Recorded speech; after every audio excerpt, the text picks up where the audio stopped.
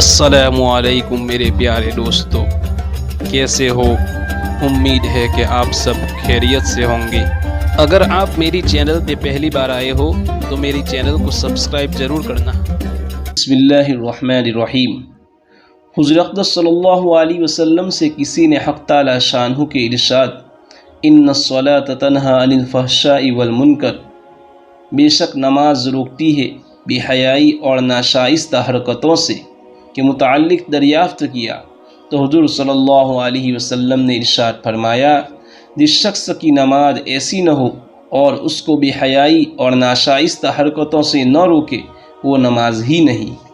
فائدہ: بے شک نماز ایسی ہی بڑی دولت ہے اور اس کو اپنی اصلی حالت پر پڑھنے کا نتیجہ یہی ہے کہ وہ ایسی نامناسب باتوں سے روک دے۔ اگر یہ بات پیدا نہیں ہوئی تو نماز کے کمال میں کمی ہے۔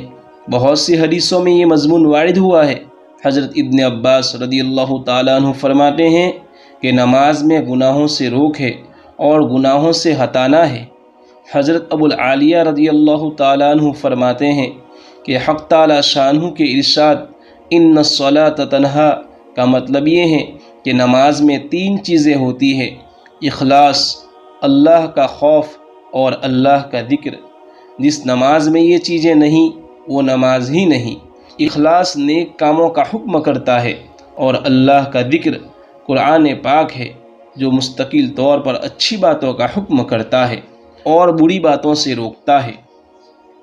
حضرت ابن عباس رضی اللہ تعالیٰ عنہ حضور اقدس صلی اللہ علیہ وسلم سے نقل کرتے ہیں کہ جو نماز بری باتوں سے اور نامناسب حرکتوں سے نہ روکے وہ نماز بجائے اللہ کے قرب کے اللہ سے دوری پیدا کرتی ہے۔ حضرت حسن رضی اللہ تعالیٰ عنہ بھی حضور اقدس صلی اللہ علیہ وسلم سے یہی نقل کرتے ہیں، جس شخص کی نماز اس کو بری باتوں سے نہ روکے وہ نماز ہی نہیں۔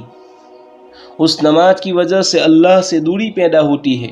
حضرت ابن عمر رضی اللہ تعالیٰ عنہ نے بھی حضور اقدس صلی اللہ علیہ وسلم سے یہی مضمون نقل فرمایا ہے۔ حضرت ابن مسعود رضی اللہ تعالیٰ عنہ حضور اقدس صلی اللہ علیہ وسلم کا ارشاد نقل کرتے ہیں کہ جو نماز کی اطاعت نہ کرے اس کی نماز ہی کیا، اور نماز کی اطاعت یہ ہے کہ بے حیائی اور بری باتوں سے روکے۔ حضرت ابو ہریرہ رضی اللہ تعالیٰ عنہ کہتے ہیں، ایک شخص حضور صلی اللہ علیہ وسلم کی خدمت میں حاضر ہوئے اور عرض کیا کہ فلاں شخص رات کو نماز پڑھتا رہتا ہے اور صبح ہوتے ہی چوری کرتا ہے۔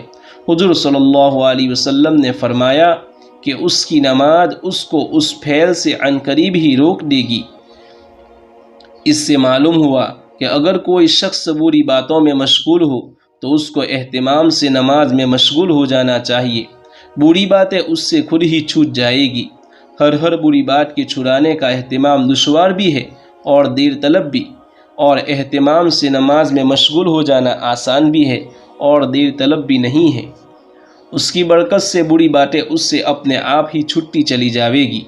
حق تعالی شانہ مجھے بھی اچھی طرح نماز پڑھنے کی توفیق عطا فرماوے، آمین۔